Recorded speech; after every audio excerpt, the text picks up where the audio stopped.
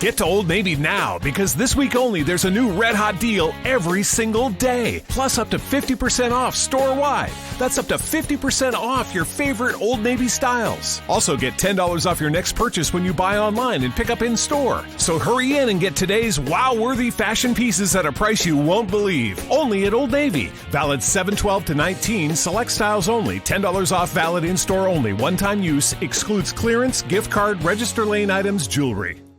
Welcome to the Bulletproof Screenplay Podcast, episode number 7.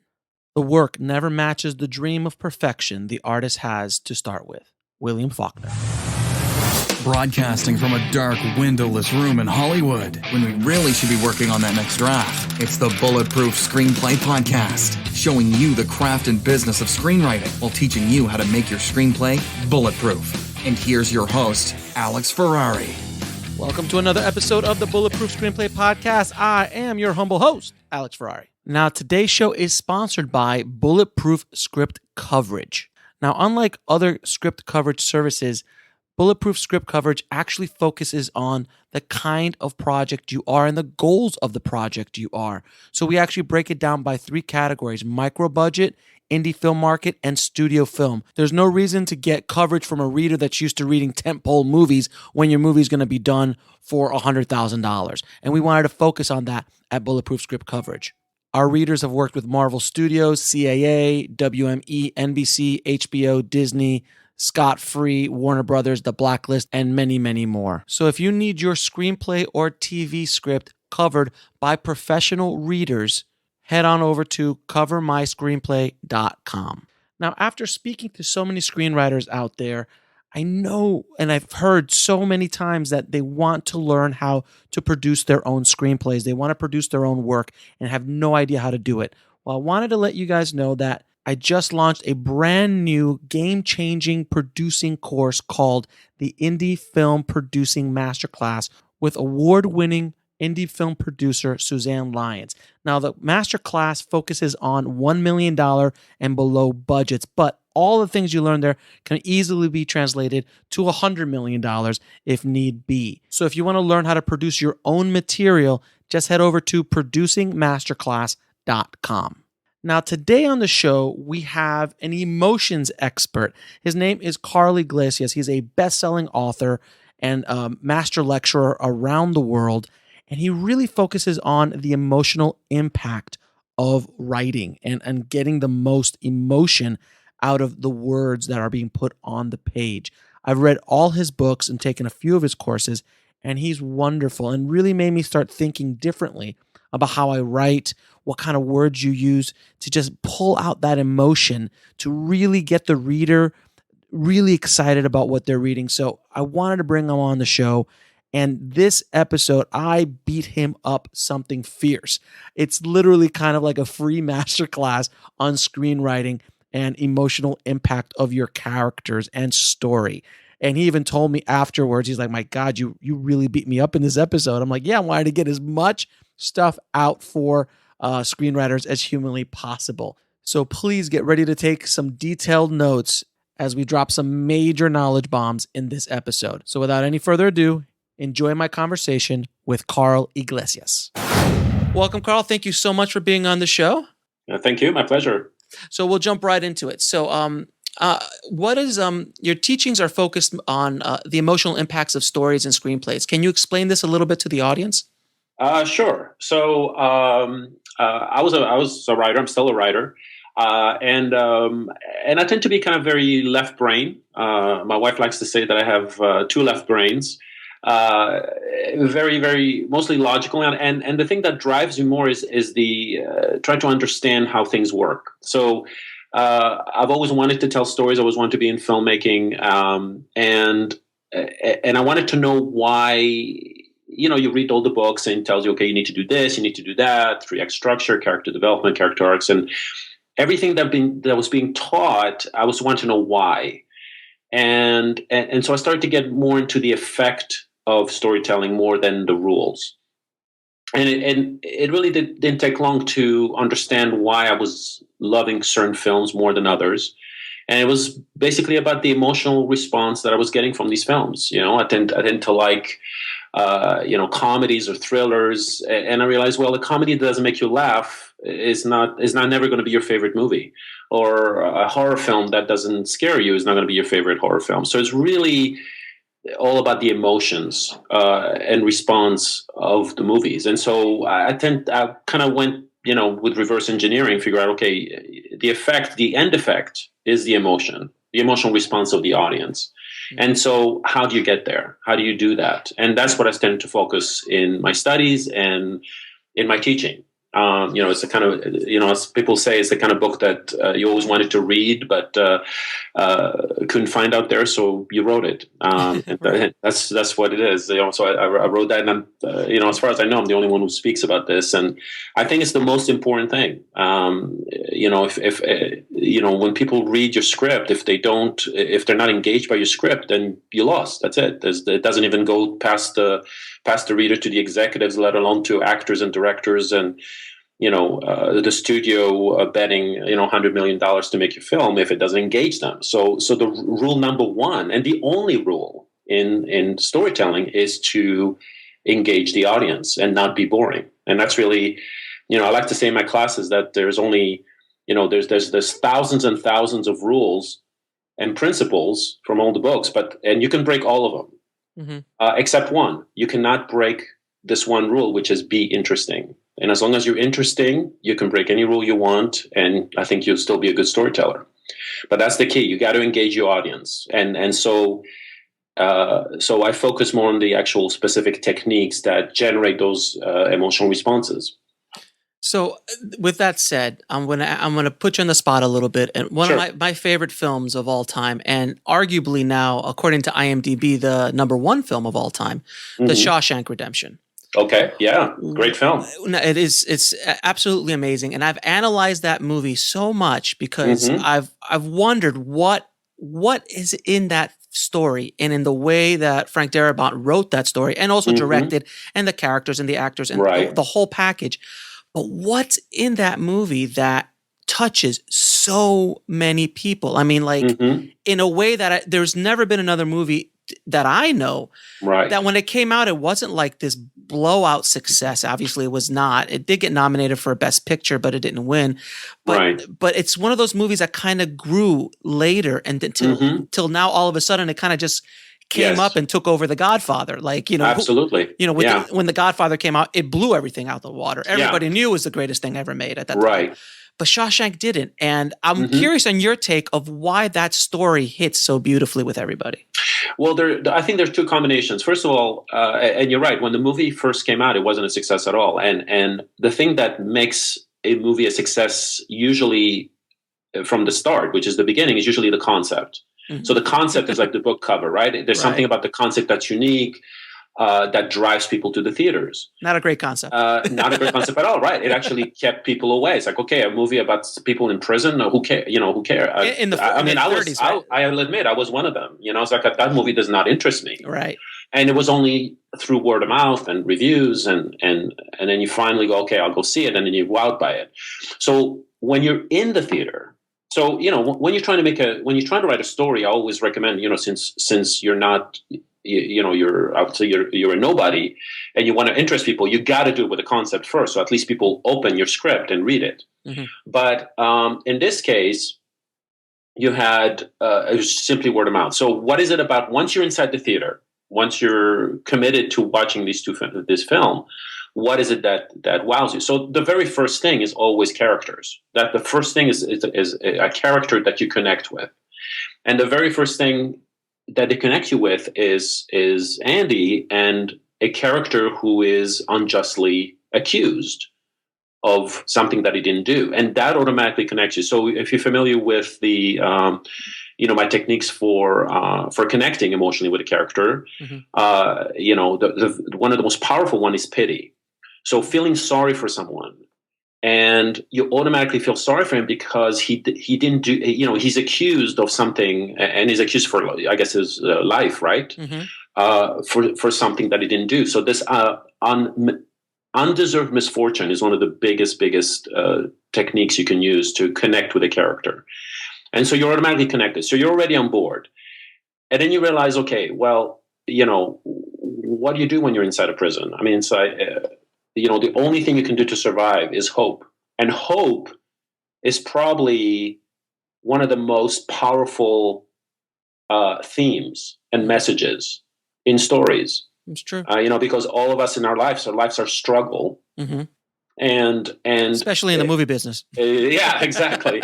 But if you look at great stories, and certainly the foundation of most religions is hope. It's one of the most powerful things. So you got a character we care about, combined with this message of hope. Get busy living, or get busy dying, which is such a powerful line, right? Oh, amazing. And there you go. And then, of course, you got to tell a good story. So there's elements of suspense, there's tension, anticipation, surprise, humor, other characters you care about. Red. Certainly fear. Once you're connected with a character, what you do as a storyteller is you're trying to make us worry about that character. You hope that they will be happy. And you hope that they'll survive, or they do whatever they want. The interesting about this movie, though, is that we didn't know what Andy, his goal was secret for 19 years, and so we didn't really know what his main goal was other than surviving.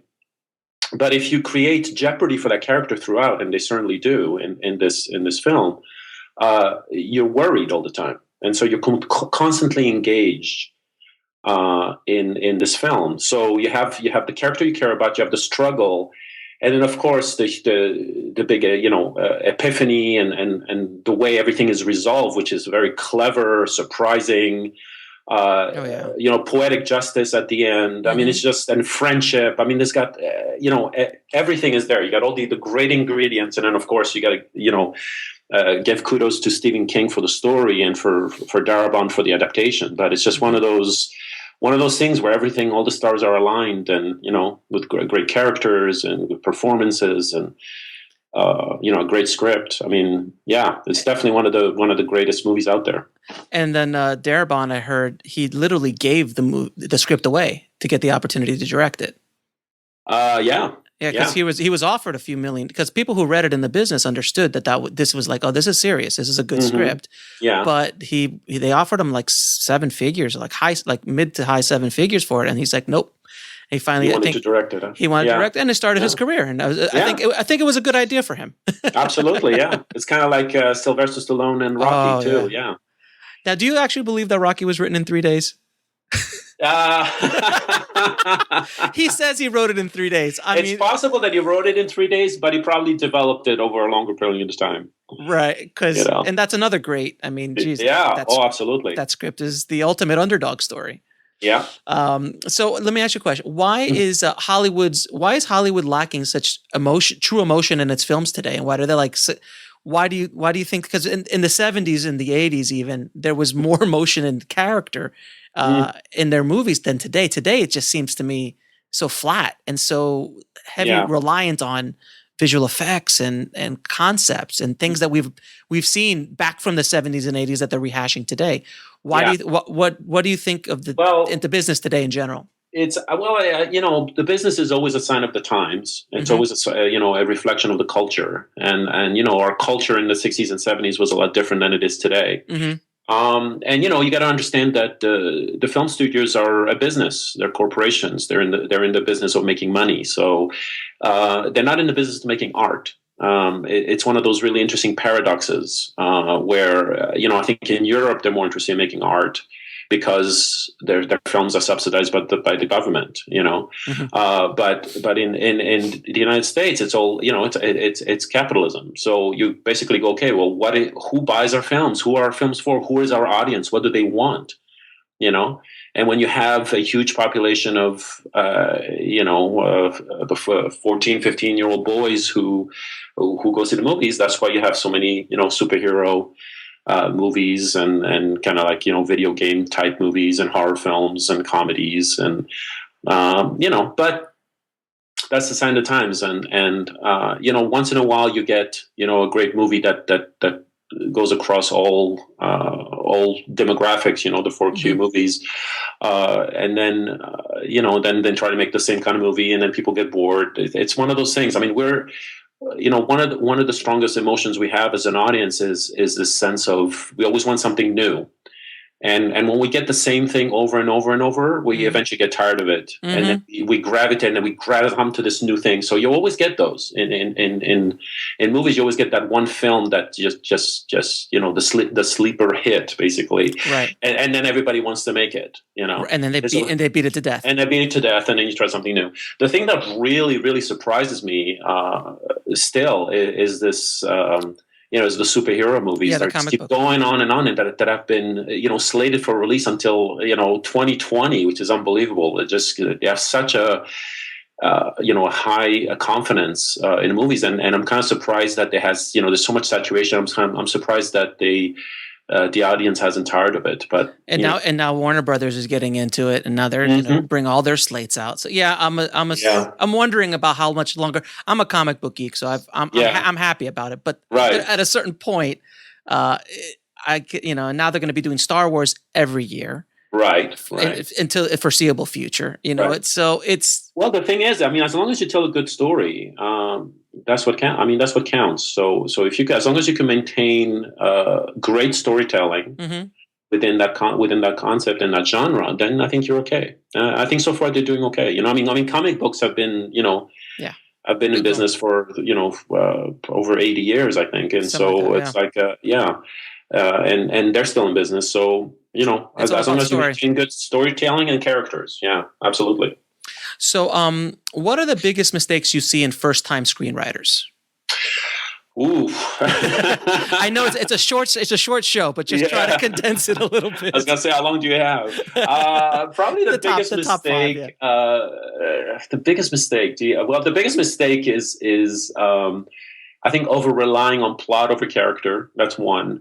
And so you tend to have flat characters. Another big mistake I see, dialogue usually is pretty crappy, and that's usually the one thing that we kind of read most of in a script. We're trying to get the story from the characters, and good dialogue usually reflects the character's personality. So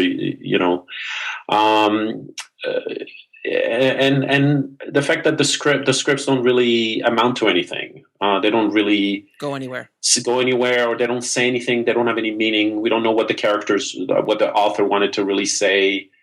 Which is usually reflected in the character arcs. There's always a reason for everything. When they say like structure is another thing too. Everybody talks about structure, but I don't think anybody understands what that means. They think, well, 3-act structure, beginning, middle, and end, but they don't understand that the turning points that create that structure are more about character than actually plot points. Sid Field used to call them plot points, but so people think, well, it's got to be something big and that changes the story. It's not really that. It's more about the character and the character decisions and the character changes, and the epiphany of the character and what that means to the overall story. That's what we're looking at. So we're talking about, I think, mostly kind of like there's a lot of education out there for scripts, but I don't think it goes deep enough. Or I think most people don't really understand kind of like the deep principles of story and how it relates to us as human beings. Which I think once you really understand that's kind of like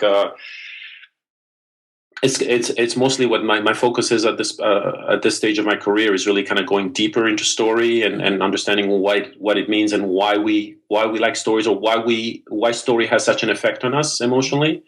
It's good to say, well, we enjoy stories and we like to feel suspense, but why is that? And I think once you understand that, it kind of teaches you that how to do it, teaches you why you should do it, and to, kind of makes you see when you don't have it in a script to kind of really focus on it, Now, did you happen to see Straight Outta Compton yet? I haven't seen it yet, no. And I saw it this last weekend, and it's. I heard it was good. It's so far this year is probably the best film I've seen, which says a lot about the industry today. Like a film about a good storyteller, a good story about, gangster rap is like Right. the best story out there right now, which Wow. Yeah. which fascinates me. Uh-huh. But it was good. Even my wife, who had no idea about gangster rap, she sat there and she's like, that was a really good movie because Right. of the character and the story, which leads me to my next question. Mhm. There has been great debate about this question for many years, and I'd love to hear your thoughts about it. Sure. What, in your opinion, is more important, plot or character?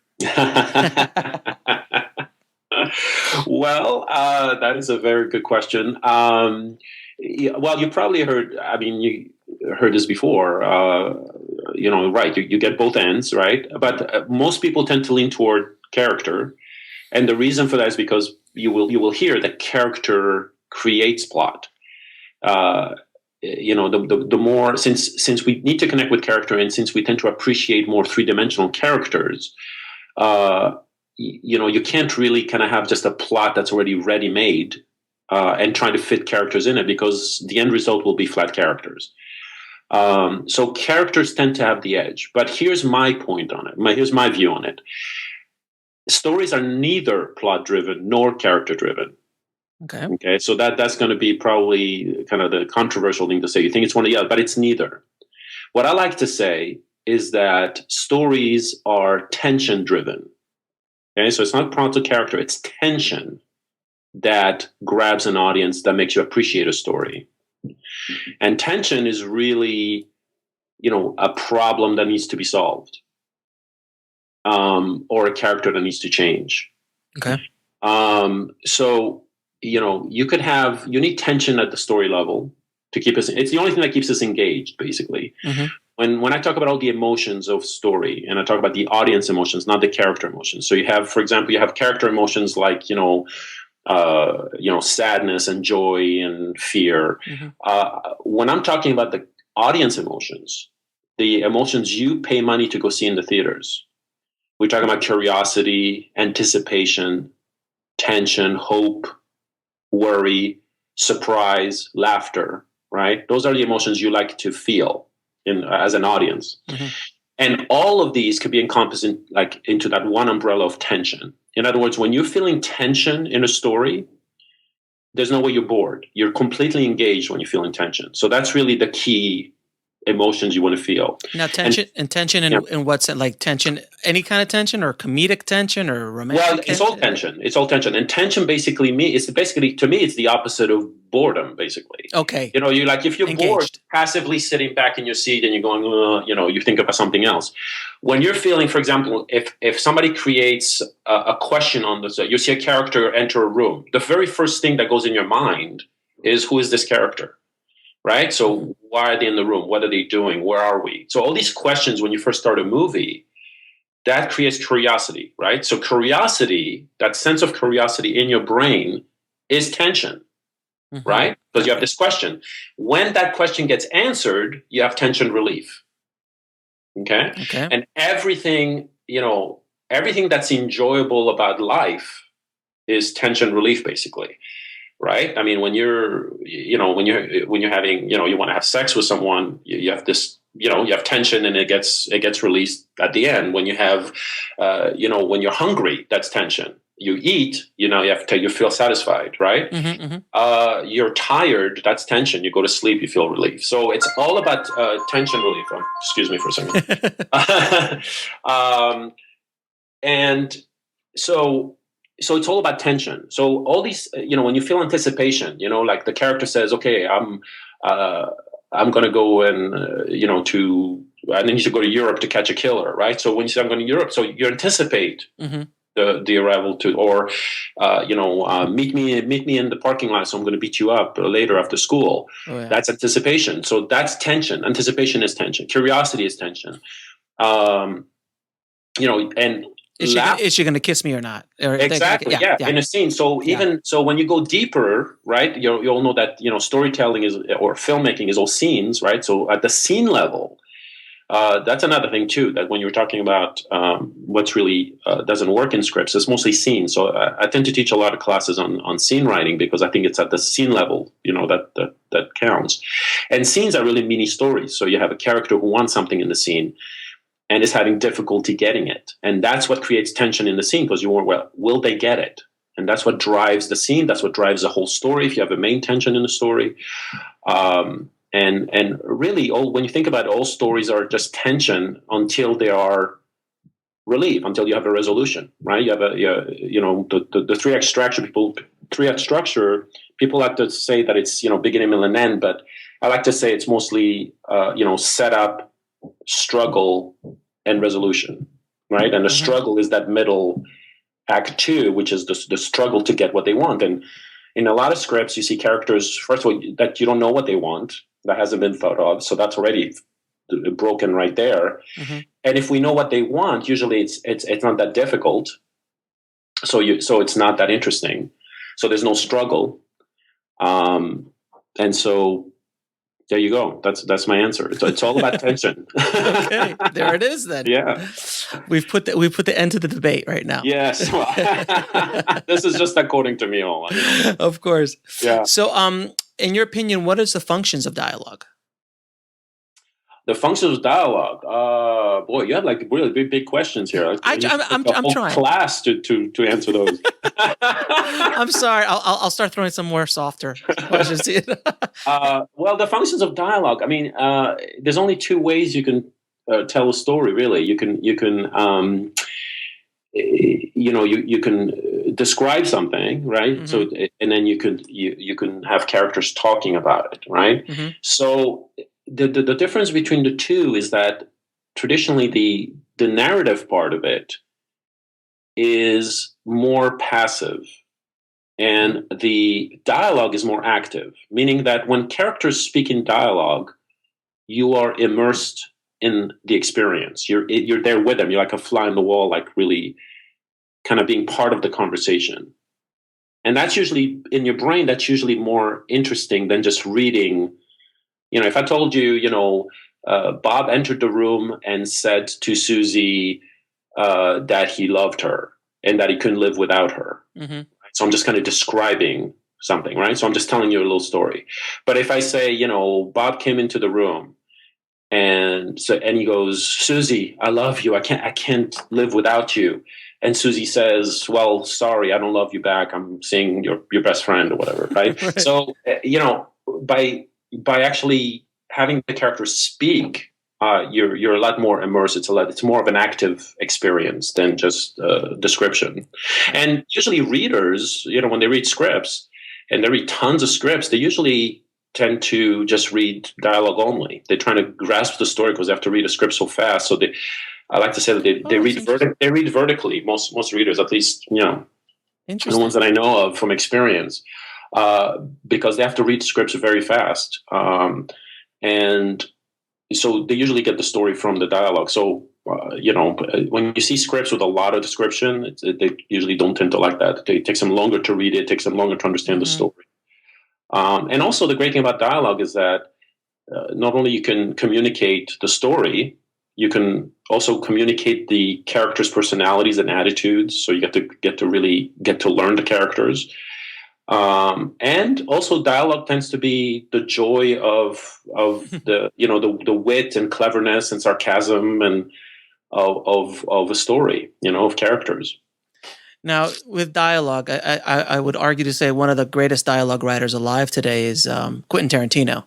Sure. What is your take on his style, which is so unique that I mean, I tell people all the time, like, there's certain directors, certain writers that might have not made it in this market, this time or that time. But honestly, I think if Tarantino shows up today with Reservoir Dogs, it would create a revolution just because of who he is and his talent. Absolutely. What is your take on his technique and how he does his things? Because it's such a unique person. And I always tell filmmakers, if you want to learn how to write dialogue, listen to his dialogue. Don't try to write his dialogue because you'll never be able to. Right. But the thing about Tarantino, I mean, first of all, he is extremely knowledgeable about film. He used to work in a video store, and he used to like pretty much immerse himself in movies and even really obscure movies, and foreign films and Hong Kong films and crime films. So he's very knowledgeable. So he's able to ask. Actually, my belief in of art or creativity is really a way of combining old things into something new. Mm-hmm. And this is what he does. So the more old things you know, the more the more resources you have, which is this knowledge of film, the more you can combine them into something unique. And that's what he does very well. So that's that. Two is that he's not afraid to break the rules. Oh, yeah. And like I said, like I use Tarantino all the time in examples of when I say that you can break every rule except one and be interesting. And that's the one. That's what he does. I mean, he breaks every single rule except one. He's always interesting. And that's why he's successful, because people gravitate to his films because they know they're not going to be bored. Right. And so if you watch Pulp Fiction, which the structure of that film is obviously not standard. Right. But if you look at the plot points, they actually hit. Yeah. Well, which is kind of weird. Absolutely. Well, yeah. Well, it's like the French filmmaker Jean-Luc Godard is known to have said, every film has a beginning, middle, and end, not necessarily in that order, right? So if you can put Pulp Fiction in the order of the story, it's just he decided to tell it in a just non-linear way. He just played with time a little bit. And it just, obviously. Yeah, it was very unique, absolutely. And entertaining, which is the most important thing. I mean, I've seen films where people tried experimenting with things, but they were just boring as hell, Right. And in this case, he experimented and it turned out okay because it was interesting. He still told a story with interesting characters and surprises. So you wrote a book called 101 Habits of Highly Successful Screenwriters. Mm-hmm. Can you share a few of those habits with the audience? Some of the top ones that you think that are really important. Well, the very, very top one is the one that that led to the Writing for Emotional Impact, which was habit number 69, which was evoking emotion on the page. And so one of those habits was, successful writers are successful because they're able to evoke an emotion on the page consistently, right? So they're able to create that emotional response in the reader. They're always entertaining. So they're masters of their craft. And when I started teaching, because of that book, at the time I was just a writer and I had no interest in teaching. I was just a writer. I just wanted to be alone in my room, right? So I was completely terrified. But I was invited to the very first Screenwriting Expo, and because of those habits, the book. And the thing that most people wanted to know was of course this particular habit, which is the craft. They all wanted to know about the craft. So I started teaching about that part of it. And then people eventually wanted to have a book, and that's the reason why the second book was written, because people just kept asking, from after my presentation, so is there a book with all that information that I was giving? But in terms of habits, that's the number one by far. I mean, you could, like I said, you could ignore any other habit if you consistently are able to create an emotional response in the reader from your words. You're guaranteed success. Because, you can just, you can drop your script in the middle of a Beverly Hills park and, an agent will pick that up and read it. And if they're totally wowed by that script, there's no way he's not going to pick up the phone and call you. But that's the key. They have to be wowed by the script. And 99% of the scripts out there are not that, that great, unfortunately. So that's why there's so much problems.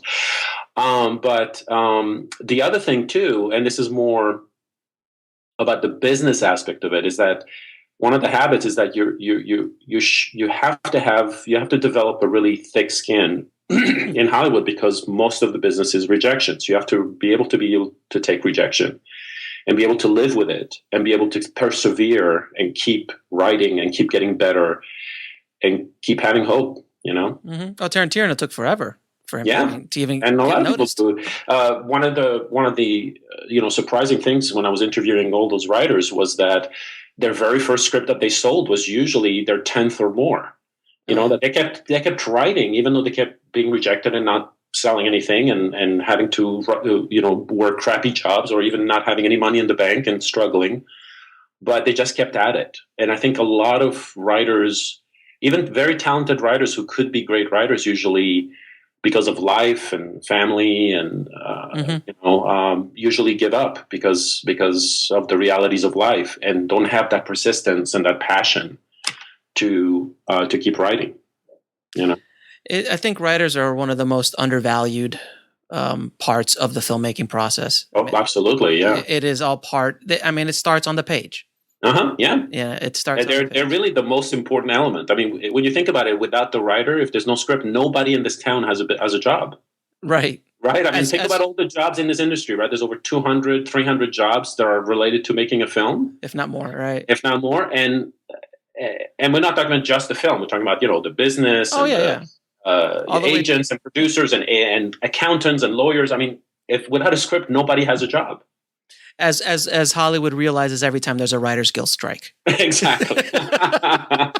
All of a sudden, everyone goes, "Oh, wait a minute, we need these guys." Right. Exactly. Maybe we should pay them a little bit more. But that is the paradox that they know secretly that they're the most important, but they think that they could do it. They think that it's not that hard, that anybody can do it. Oh, that's the problem. Well, that's the thing. And if I've seen a movie, so I could write one. It's kind of like, and everyone says that, and then I'm like, well, you could also listen to a symphony. Doesn't mean you can write one. And right. Exactly. Yeah, it's a lot more than just that.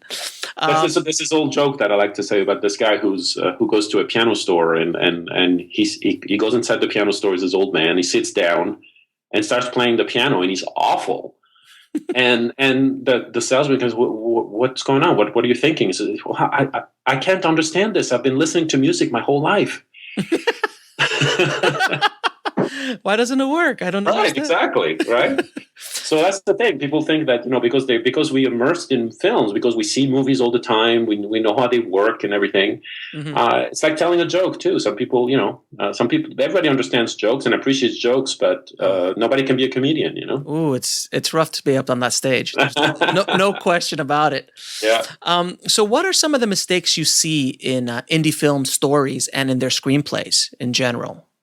Because I know they're very kind of different than your mainstream movies. So, yes, indie films, I find a lot of times when they hit, they're wonderful, but the majority of them are, a little rough sometimes. Yeah. What's your experience with that? Well, my experience with them is that, as it's not going to be surprising for me to say, it's again the emotional response. So, when you say if an indie film doesn't hit, that's basically what it means. It means it just didn't grab the audience. The audience was mostly bored by it. So, there's always good elements in an indie film that makes the people on board to commit to it and make it. And usually it's about characters. The thing about indie hits is that most of them, as far from my experience, don't really have a concept. It's mostly a very soft concept, and it's really kind of relies on character and the drama of characters. And so, great, the characters are great, but ultimately, if the audience is bored throughout, in other words, if the other elements, the other emotions are ignored, like tension or surprise or twists or, something unique about it, they just don't grab the audience, or maybe it's the statement that the filmmaker wants to make. Maybe it's a statement that we just don't care about. Right. That happens. There's a lot of things, So can you give an example of a few indie films that blew you away and why they blew you away? It's been... and it's been a while. Yeah, it's been a while. Yeah. You can go back. You go back to the early 90s. You can go back to the early 90s if you have to. Yeah, for me, the type of movies that I tend to like are more... I like... more thought-provoking films. So I tend to gravitate towards the, sci-fi and futuristic, not necessarily fantasy, but so the movies like Stranger Than Fiction, for example. Yeah. So anything that has a really kind of like a really very unique concept to it, but it's definitely an indie film. Right. I usually tend to like it because I'm more intellectually challenged, or like my mind is constantly working and thinking, and I tend to have more of a philosophical kind of mind thing. So anything that has a really kind of high concept within the indie film, I tend to like. I'm trying to think of the last The last one.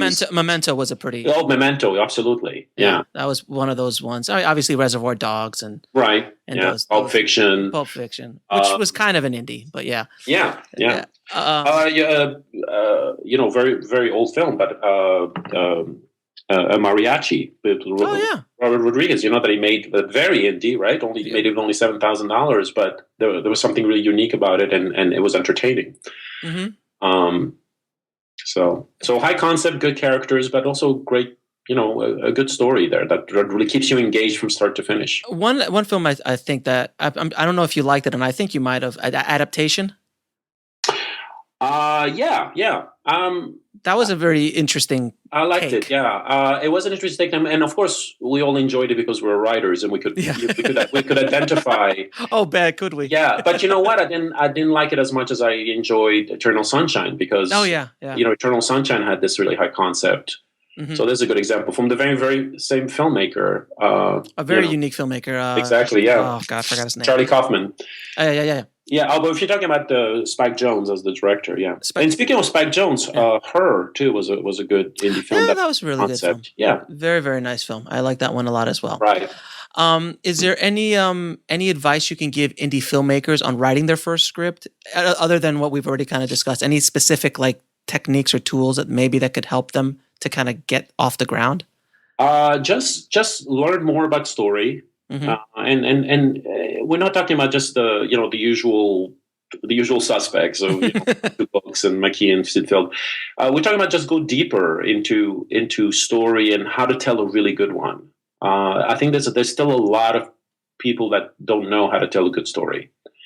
And of course it starts with the emotion. So obviously I would tell people go read my book or, of course. And learn that it's really about the emotions and that you could break every single rule as long as people feel those emotions. So learning how to write scenes, that would be another aspect of it. Learn how to write a good scene. I always tell writers to take acting classes because, even if they're not interested in being an actor, because you get to learn how to write good scenes from actors, because that's they're all their main thing is what do I want in the scene and the different beats in the scene, and that's really how you write a good scene. That's interesting. That's a really good. Yeah. That's a really good tip. Yeah, and then learn how to create that feeling, really knowing what an audience wants out of a story. So we definitely want something new. So we want something, so probably a thought-provoking concept. We want characters we can connect with emotionally. So there's actually techniques for that, which I talk in the book. And then once we connect with a character, give us a goal that is worthy. A lot of the times, a character goes after something that it tends to be more of a selfish goal, and we don't really connect with that. This is something that I also speak about the paradox of the goals we have in life, which is to be rich, right? Sure. We go try to make money and survive. But you never see that in films. You never see that as a goal in film. So say that again. This is interesting. So there's this paradox of if you think about, if you ask people in real life what do they aspire to, right? They usually aspire to have a good job, to be rich, to be happy, to have things, to have material things, a big house, a good car. Scarface. Exactly. You're right. Yeah, exactly. Go to have power, right? Right. Well, power, you see that in films, but usually it's in the cautionary tales, right? The anti-hero strategies. Sure. But in films, when you think about what is it that people aspire to in films, like what their goals are, it's usually about love, about family, about saving the village, about doing something for another, about finding their child. It's more about what's really important in life that people kind of still are trying to learn on their own. So there's the connection between stories and the meaning of stories and why we like stories and what is the power of stories in our life. But do you think that a story that had the goal of being just rich or successful or comfortable and having a good family, and which are most of the goals of real life people. Right. Yeah. Do you think a story like that, or do you have an example of a story? Well, like no, that? we don't. I mean, somebody brings the example of How to Succeed in Business and Never Trying, which is a famous play. Uh-huh. But you never see that, or you see that in a character that originally goes after that goal, but then learns that's not the, usually midpoint, that's not the solution. And there's a reason for that. It's because it doesn't work. It doesn't. And to go back to your question about the common errors I see in film is that usually the goals that characters have in a story are usually not what I call worthy goals, right? So there's worthy goals and flat goals or whatever. Unworthy goals. They're mostly unworthy. Like I just don't care. Or I can't really connect with that character who goes after that. I just don't care. And so that's important. One of the things that I teach about connecting with characters is that not only you have to use these techniques to make us, feel sorry for him, show their humanity, and show their admirable traits, just so you care about them, right? But the second part of that equation is, what do they go after and why?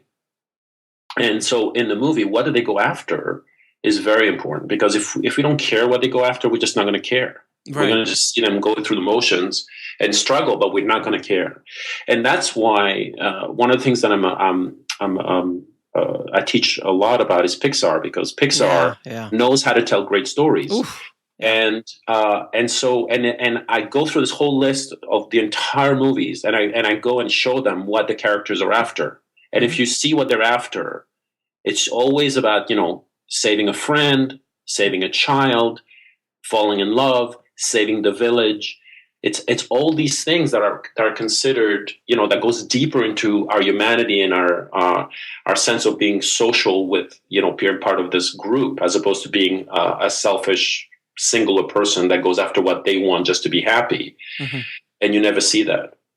If talk about Shawshank Redemption, his goal was not to die, right? But not to be stuck in this prison, right? So he was, for 19 years, he planned to escape, and he finally escaped.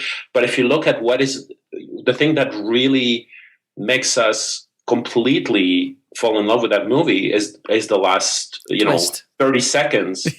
No, not the twist of him escaping. Because think about it, right? Yeah. Think about it. Remember, it's not Andy's story; it's Red's story. That's another thing. That's very true. It is. So if you think about the way the movie ends, the movie doesn't end with Andy escaping. It ends with Red connecting as a friend with Andy on that beach.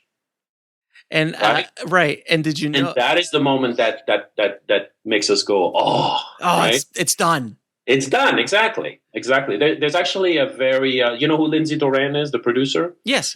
So she's known for talking about story too. I think there's a couple of videos online, some TED Talks that she did about the ending of films, and how the thing that people really, really care about a film is not the achievement of the character's goal. It's what happens afterwards, which is the ability to share that feeling with people they love. Right. So she mentions Rocky, for example. People think that Rocky, a lot of people think he won the fight, which he doesn't. No. But they remember that thing when he goes like, Adrian, but that, they think it ends on the fight, but it doesn't end on the fight. It ends with him and her at the end, and saying, I love you. Right. And she mentions Dirty Dancing too, about the fact that it doesn't end with the girl leaping in the arms of Patrick Swayze. It ends with her reconciling with her father. So there's all these, what's really important. I think film and stories talk about what's really important in life. They kind of like they're teaching us how to live. I like to say that stories are kind of like the how-to manual for life. And they're kind of like they're coded in this entertainment form, because people. That's what stories are. Yeah, exactly. People can actually tell you how to live, but that's usually like documentaries or nonfiction or of documentaries. But stories are a lot more powerful, because they're entertaining, but the message is in there. The message, they're kind of like subtly telling you how to live by entertaining you. It's like a sugar-coated pill. Like myths and legends, essentially. That's how exactly the meat and potatoes of our society is passed along. Right. Exactly. So, an interesting note, though, on that Shawshank Redemption, that last scene, from what I understand, was added by the studio. The scene about the with in Red, Mexico? Yeah. From what Really? I've studied the movie a lot, Right. and I've watched every documentary ever made. And originally, the original script did not have that scene. And how does the original script end? Do you remember? It ends with him driving in the bus going towards Andy. Oh, okay. But it's still, that's fine. That's fine. It's still as powerful, I think. I mean, but the beach was like, we needed to see it. Yeah. And it was, but as long as it's not, that it doesn't focus on Andy, because it wasn't Andy's story. No, it was Red on the bus, and he just drove off. And then if you notice that the helicopter, I think there was a helicopter shot that kind of goes off into the ocean. Right. And then it dissolves into that, because that was the end, that was the last shot. And then they put in the dissolve on Andy on the beach. Afterwards, which I think as studios notes go, I think that's probably one of the best ones I've ever heard. That is true. That's true. I think that was very powerful. So I have a couple more questions for you if you have some time. One, can you explain, and I know this might be a big question, so if you don't have enough time, as usual. Sorry. Can you explain to the audience what is subtext and why is it so important? Ooh, okay. I'm sorry, Karl, if I'm asking it's okay. It's funny questions. because you're hitting on the questions that I have a whole course about. You know what I mean? Like I teach a whole course on just subtext. So great. So this is a good little teaser. I'll give you the 30-second. That's exactly. That's all. Yeah, that's all we asked for. Okay, so subtext. Okay, so I'll give you an example. So if I said to you, 3 + 2 = 5, and your mind will go, okay, yeah, I got that. It's pretty obvious, right? Mm-hmm. But if I said to you, or showed you a piece of paper and I showed on the board, it said 3 + X = 5. Okay, your brain would automatically start solving X. Sure, because you're challenged by it, right? You go, ooh, there's a challenge. X = 2. I got it. I solved this, right? Mm-hmm. So that's a good example of the difference between obvious dialogue or an obvious thing you see, right? Where it's just obvious and on the nose, we call it, right? Mm-hmm. And subtext, because subtext makes you an active participant in the scene by making your brain work a little bit. So when somebody says, like in the famous scene in When Harry Met Sally, when at the end they connect and she says, I hate you, Harry, I hate you. Mm-hmm. And she kisses him. Right. We all know what she really means and feels. Right? We know she loves him. Mm-hmm. So the line, I hate you, is really subtext for I love you. What she really feels. Right. So I hate you plus the kiss = subtext.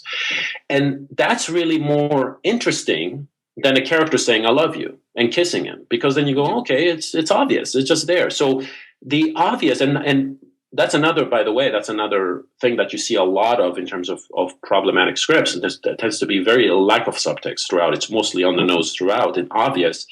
It tends to be a passive experience. So you're kind of mostly bored by it. Because you're not challenged by it. You're not challenged by it. Whereas when you subtext, you're like completely engaged because your brain is working. You're like, they're trying to figure this out. You go, oh, I know what she's really feeling. Mm-hmm. Right? You're actually working a little bit. You're ahead of the audience a bit. Yeah, exactly. As a writer, you're ahead of the audience. Yeah. Well, you want the audience to be an active participant versus a passive one.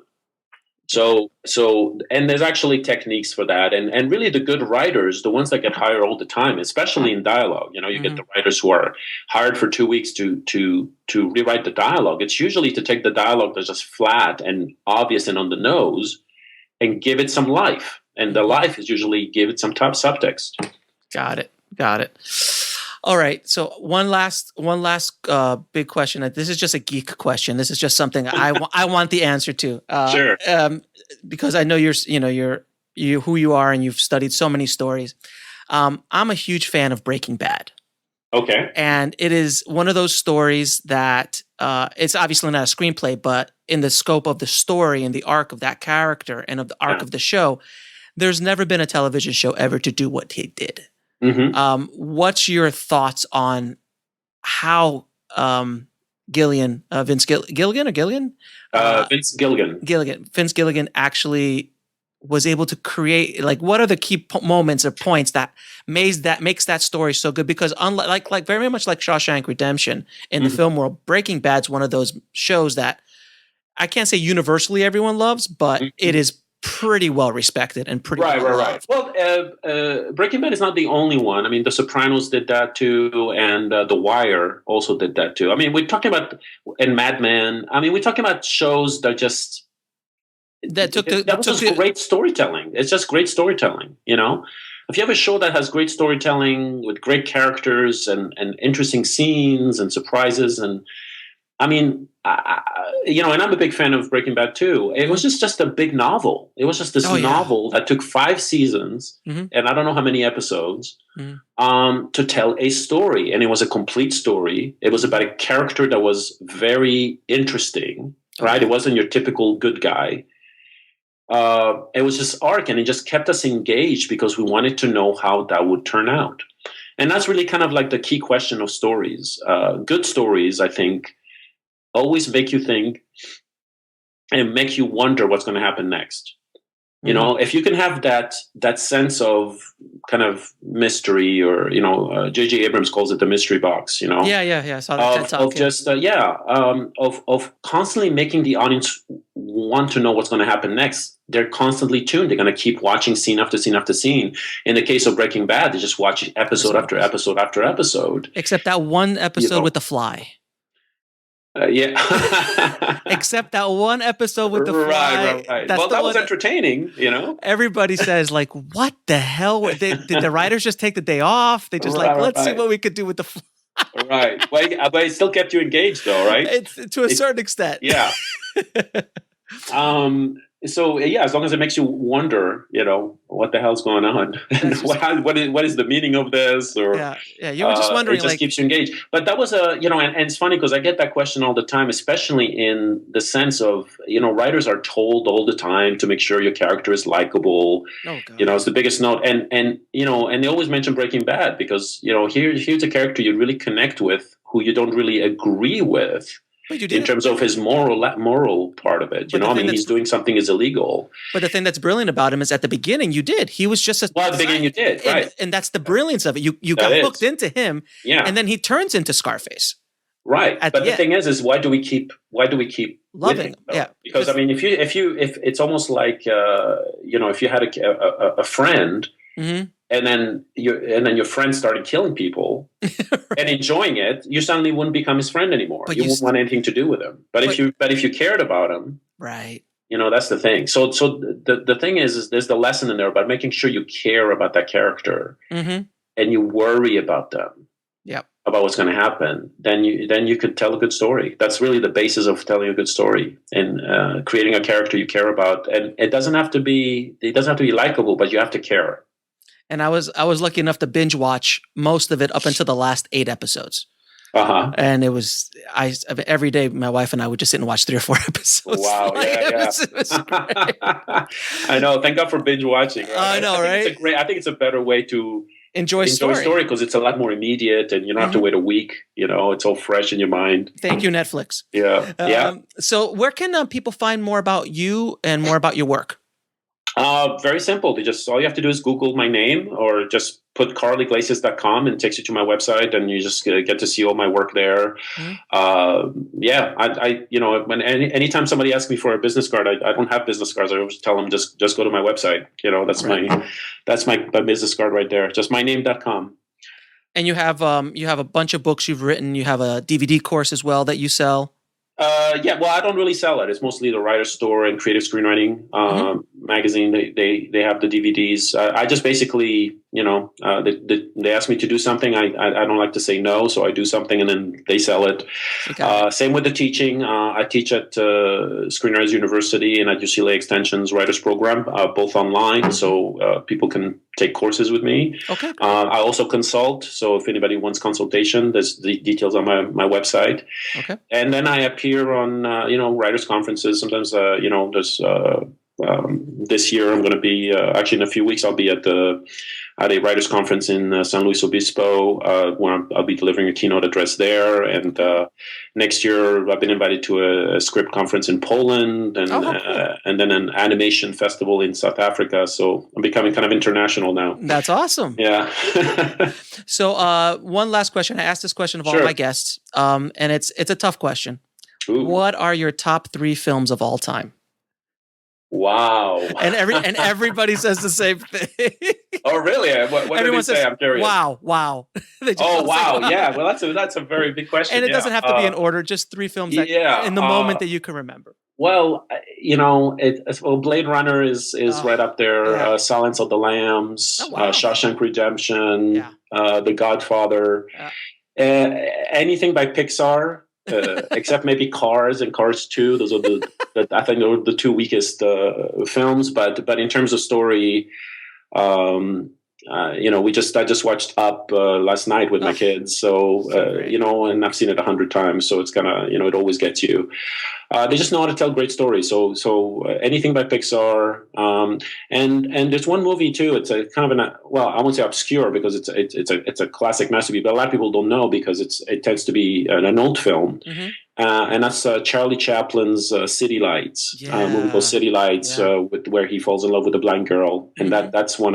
It's probably one of the earliest romantic comedies, but very, very moving. Especially the last. That's silent, if I remember right. It's silent, yeah. That's a silent film. But it's known for the very last scene in the movie, which is one of the most powerfully emotional scenes in the world in the history of cinema. Mm-hmm. And they always show that clip or that moment in every Oscar telecast about the history of films and stuff like that. So very, very powerful and pretty entertaining film. So I would say that's right up there with my. Top favorite movies. Very good list. Thank you. Thank you. Karl, thank you so much for being on the show. We really appreciate it. You gave us a lot of great gems out here. So hopefully... Glad to do it. It was my pleasure. As promised, Karl brought the thunder and brought some amazing knowledge bombs. So Karl, thank you so much again for being on the show and dropping some major knowledge on this episode. Now, if you want links to any of Karl's books, courses, anything about we talked about in this episode, just head over to indiefilmhustle.com/BPS007. That's Bulletproof Screenplay BPS 007. And guys, if you're enjoying the show, please don't forget to subscribe on iTunes and leave us a good review and give us a 5-star review if you really like it. It really helps us out a lot and gets the word out to help other screenwriters on their journeys. So just head over to screenwritingpodcast.com. And that is the end of another episode of the Bulletproof Screenplay podcast. Thank you so much for listening. And as always, keep on writing no matter what. Talk to you soon. Thanks for listening to the Bulletproof Screenplay podcast at bulletproofscreenplay.com. That's BULLETPROOFSCRENPLAY.com. Get to Old Navy now, because this week only there's a new red hot deal every single day. Plus up to 50% off store-wide. That's up to 50% off your favorite Old Navy styles. Also get $10 off your next purchase when you buy online and pick up in store. So hurry in and get today's wow-worthy fashion pieces at a price you won't believe. Only at Old Navy. Valid 7/12-19, select styles only. $10 off valid in store only. One-time use, excludes clearance, gift card, register lane items, jewelry. Get to Old Navy now, because this week only there's a new red hot deal every single day. Plus up to 50% off store-wide. That's up to 50% off your favorite Old Navy styles. Also get $10 off your next purchase when you buy online and pick up in store. So hurry in and get today's wow-worthy fashion pieces at a price you won't believe. Only at Old Navy. Valid 7/12-19, select styles only. $10 off valid in store only. One-time use, excludes clearance, gift card, register lane items, jewelry.